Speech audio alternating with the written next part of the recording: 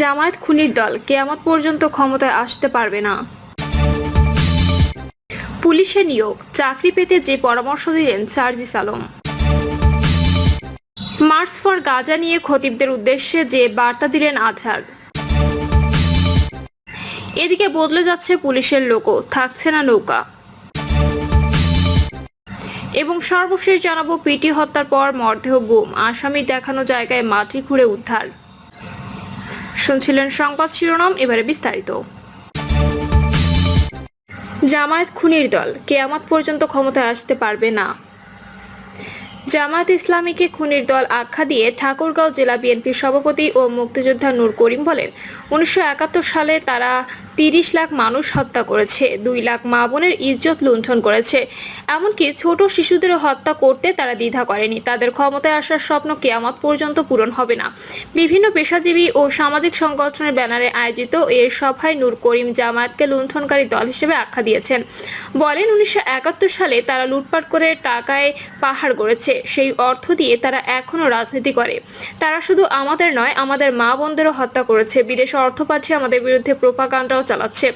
বক্তব্যের এক পর্যায়ে বিএনপি মহাসচিব মির্জা ফখরুল ইসলাম আলমগীরের বিরুদ্ধে জামায়াতের সঙ্গে ষড়যন্ত্র অভিযোগ তোলেন নূর করিম। তিনি বলেন, আমরা তাদের বীজ দাঁত ভেঙে দেব।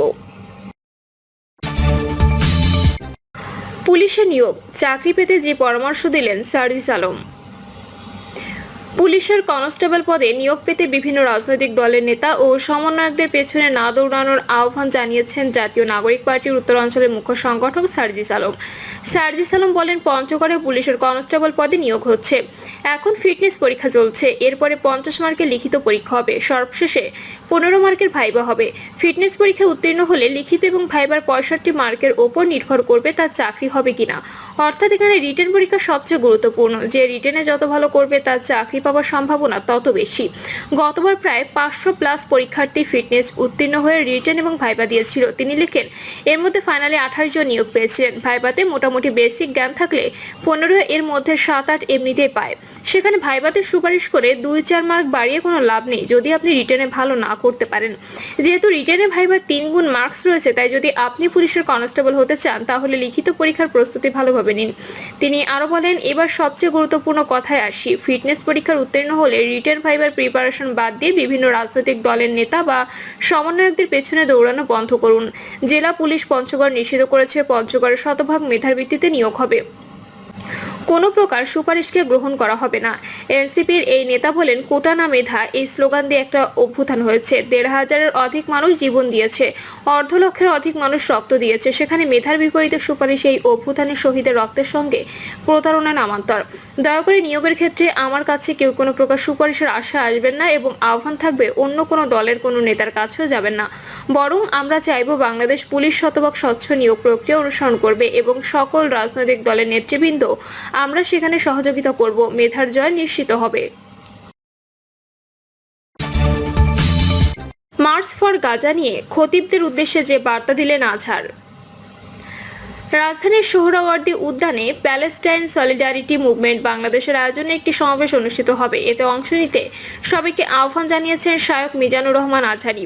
শুক্রবার সকাল 10:30টার দিকে মিজানুর রহমান আজহারী খতিবদের উদ্দেশ্যে ফেসবুকে একটি পোস্ট দিয়েছেন। তিনি তার পোস্টে লিখেছেন, সম্মানিত খতিব সাহেবদের নিকট অনুরোধ, আজকে জুমার খুতবায় মার্চ ফর গাজায় অংশগ্রহণ করতে মুসল্লিদের উদ্বুদ্ধ করুন। এর আগে এই সমাবেশে সবাইকে উদ্বুদ্ধ করার আহ্বান জানিয়ে আজ সুন্নাহ ফাউন্ডেশনের চেয়ারম্যান শায়খ আহমদুল্লাহ ফেসবুকে একটি পোস্ট দেন। পোস্টে শায়খ আহমদুল্লাহ লিখেছেন, বাংলাদেশের ইতিহাসে সম্ভবত এই প্রথম এমন একটি বিক্ষোভ সমাবেশ হতে যাচ্ছে যেখানে সব রাজনৈতিক অরাজনৈতিক দলমতের মানুষের সম্মিলিত স্রোত আগামী 12 এপ্রিল সোহরাওয়ার্দী উদ্যানের মোহনায় মিলিত হবে ইনশাআল্লাহ। সবাইকে এই সমাবেশে আসার আহ্বান জানিয়ে তিনি আরো লেখেন, মানবতার জন্য এই দিন আপনিও আসুন সোহরাওয়ার্দী উদ্যানে, কাছের মানুষকে আসতে উদ্বুদ্ধ করুন, সম্ভব হলে সন্তানকেও সঙ্গে আনুন, তারাও জানুক পবিত্র ভূমি মানুষের মর্মন্তদ দুঃখ গাথা।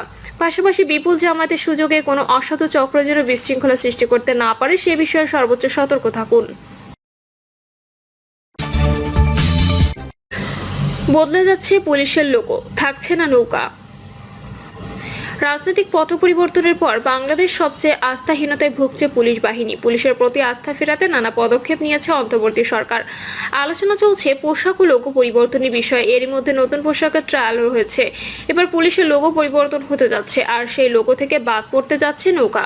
পুলিশ সদর দপ্তরের অতিরিক্ত ডিআইজি নাসিমা বেগমের সই করা এক চিঠিতে লোগো পরিবর্তনের তথ্য জানা যায়।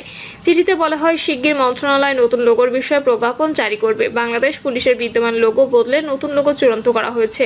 এতে স্থান পেয়েছে দেশের জাতীয় ফুল শাপলা, ধান ও গমের শীর্ষ এবং পাটপাতা। পাটপাতার উপরে উজ্জ্বলভাবে লেখা রয়েছে পুলিশ। চিঠিতে বলা হয়, বাংলাদেশ পুলিশের বর্তমান মনোগ্রাম বা লোগো পরিবর্তনের সিদ্ধান্ত বাস্তবায়নের অংশ হিসেবে নতুন লোগো চূড়ান্ত করা হয়েছে। এটি ইতিমধ্যে কর্তৃপক্ষের অনুমোদনও পেয়েছে। এখন শুধু প্রজ্ঞাপন জারির অপেক্ষা। চিঠিতে আরো বলা হয়, প্রজ্ঞাপন জারির পরপরই নতুন লোগো পুলিশ বাহিনীর সব জেলা ও ইউনিটে বাধ্যতামূলকভাবে ব্যবহার করতে হবে। এর অংশ হিসেবে ইউনিফর্ম, পতাকা, সাইনবোর্ড সহ সব ধরনের সংশ্লিষ্ট সামগ্রীতে নতুন লোগোর ব্যবহার নিশ্চিত করতে প্রস্তুতি নিতে বলা হয়েছে। শিগগিরই পুরো পুলিশ বাহিনী একযোগে এই নতুন লোগো ব্যবহার শুরু করবে বলেও জানানো হয়েছে। উল্লেখ্য, এর আগে পুলিশের মনোগ্রাম পরিবর্তন করে 2004 সালে 10 ফেব্রুয়ারি প্রজ্ঞাপন জারি করা হয়। পরে 2009 সালে এই মনোগ্রাম পরিবর্তন করা হয়, যেটি বর্তমানে আছে। সেই লোগোতে নৌকার দুই পাশে গম ও ধানের শীষের মালা রয়েছে। পালের উপরে একটি শাপলা আর নৌকার নিচে বাংলায় পুলিশ লেখা। পেটিয়া হত্যার পর মরদেহ গুম, আসামির দেখানো জায়গায় মাটি খুঁড়ে উদ্ধার। হবিগঞ্জের মাধবপুর থেকে নিখোঁজের 7 দিন পর চুনারুঘাটের কাপাইছড়া চা বাগানের গহীন জঙ্গলে মাটি খুঁড়ে লিটন মিয়া নামের এক ব্যক্তির মরদেহ উদ্ধার করেছে পুলিশ। রাত 11টায় চুনারুঘাট উপজেলার পাইকপাড়া ইউনিয়নের কাপাইছড়া চা বাগানের 9 নম্বর টিলার ভেতর থেকে মরদেহটি উদ্ধার করা হয়। লিটন মিয়া মাধবপুর উপজেলার গোয়াসনগর এলাকার ছায়াত আলীর ছেলে। পুলিশ ও নিহতের পরিবারের সঙ্গে কথা বলে জানা গেছে, 3রা এপ্রিল সাতছড়িতে লাকড়ি সংগ্রহের কথা বলে বাড়ি থেকে বের হন লিটন। এরপর থেকে তার খোঁজ পাওয়া যায়নি। 7 দিনেরও বাড়িতে ফিরে না এলে পরিবারের লোকজন বিষয়টি পুলিশকে জানায়। খবর পেয়ে চুনারুঘাট থানা পুলিশ কাপাইছড়া চা বাগানের অভিযান চালিয়ে প্রমোদ ডিকমন নামে একজনকে গ্রেপ্তার করেন। প্রমোদ কাপাইছড়া চা বাগানে মঙ্গল ডিকমনের ছেলে। পরে প্রমোদকে সঙ্গে নিয়ে তারা দেওয়া তথ্যমতে পাহাড়ি এলাকার কাপাইছড়া চা বাগানের 9 নম্বর টিলার ভেতরে মাটি খুঁড়ে লিটন মিয়ার মরদেহ উদ্ধার করা হয়।